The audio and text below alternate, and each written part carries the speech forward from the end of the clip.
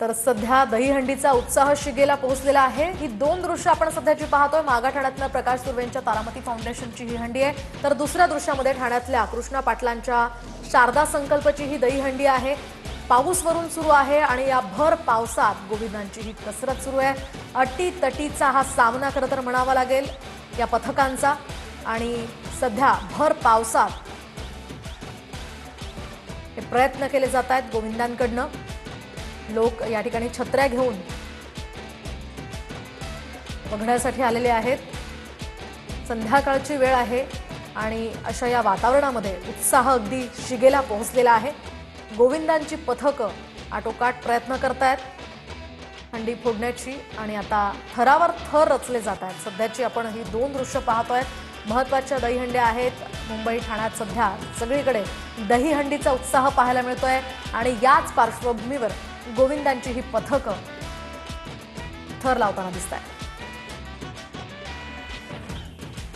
तर दुसरीकडे आपण पाहतोय ठाण्यातनं रवींद्र फाटक यांची संकल्प प्रतिष्ठानची हंडी आहे। तर पुण्यामध्ये प्रमोद भानगिरे यांची धर्मवीर दिघे ही दहीहंडी प्रतिष्ठानची आहे। त्यासाठी लोकांची ही गर्दी आपण पाहतोय। मोठ्या संख्येने लोक दहीहंडी बघण्यासाठी आलेले आहेत।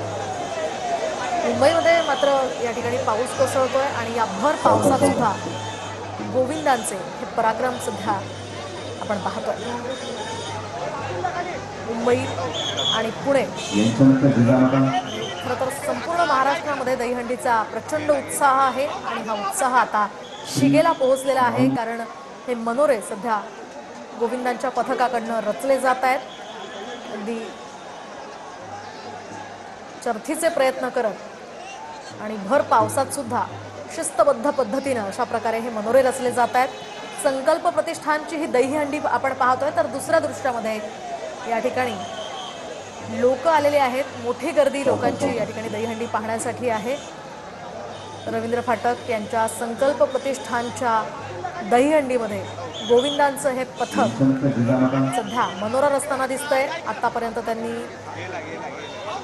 5 थर रचलेले आहेत आणि आता पुन्हा एकदा हा थर खाली उतरवताना दिसत आहे।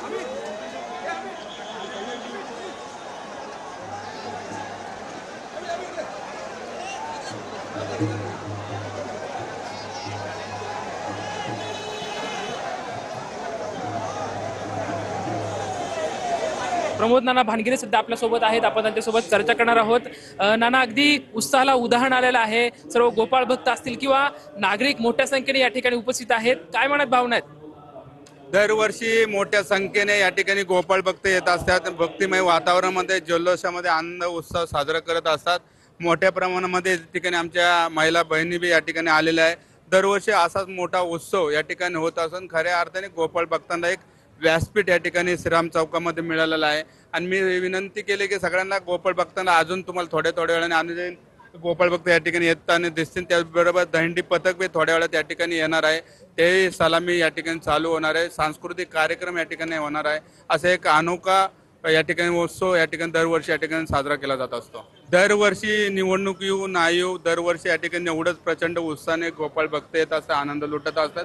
परंतु यावेळी पुन्हा एकदा महाराष्ट्रामध्ये स्थानिक स्वराज्य संस्थेमध्ये महायुतीचं पुन्हा एकदा सरकार, प्रत्येक महानगरपालिका, जिल्हा परिषद, पंचायत समिती असतील त्या ठिकाणी नगर परिषद महायुतीचं पुन्हा एकदा सरकार येईल असं वाटतं मला। कॅमेरामॅन अभिजित पी सोबत लक्ष्मण जाधव, मराठी, पुणे।